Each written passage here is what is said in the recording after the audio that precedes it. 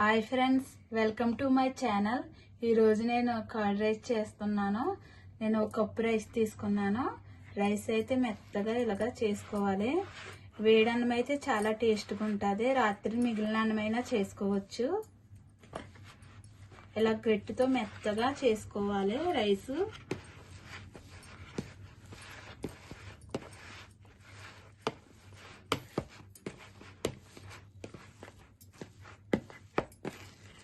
ఒక spoon salt వేసి కలుపుకోవాలి.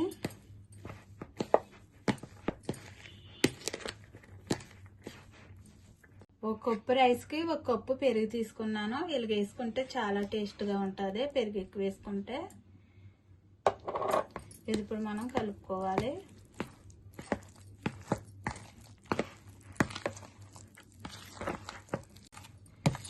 ఇలాగ ఈ విధంగా కలుపుకోవాలి చక్కగా. ఇప్పుడు మనం కట్ చేసుకున్న పచ్చిమిరపకాయలు, కట్ చేసుకున్న ఉల్లిపాయ ముక్కలు వేసుకుందాం.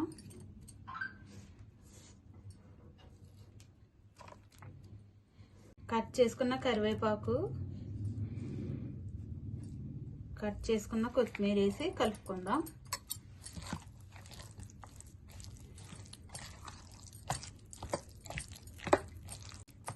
ఇలా కలుపుకోవాలి. ఉల్లిపాయలు, పచ్చిమిరపకాయలు, కొత్తిమీర, కరివేపాకు కలుపుకొని పక్కన పెట్టుకుందాము.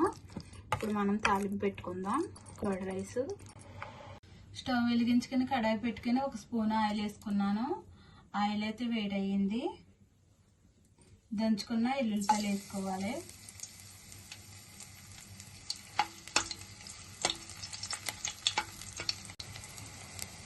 సన్నగా కట్ చేసుకున్న అల్లం ముక్కలు, కొంచెం చాలు, పప్పు, మినపప్పు, జీలకర్ర, ఆవాలు తాలింపులు వేసుకుందాం. ఇది కూడా వేసుకోవాలి. నూనెలో 3 ఎండుమిరపకాయలు,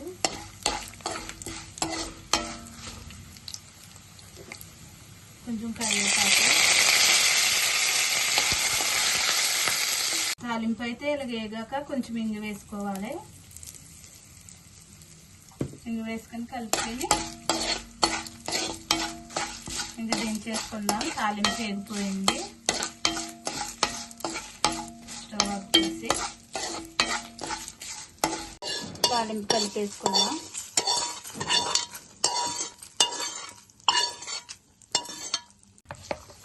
తాలింపు ఇలా కలుపుకోవాలి.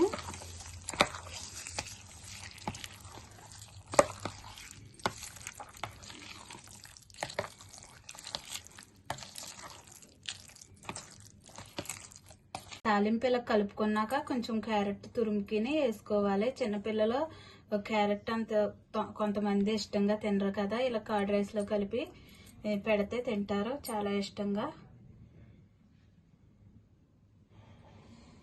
ఇలా చేసుకుని తింటే చాలా బాగుంటుంది ఫ్రెండ్స్. మనము ఇంట్లో గౌక్కుని కూరగాయలు ఏమీ లేనప్పుడు పెరుగుతో ఇలా చేసుకుని తింటే చాలా టేస్ట్గా ఉంటుంది.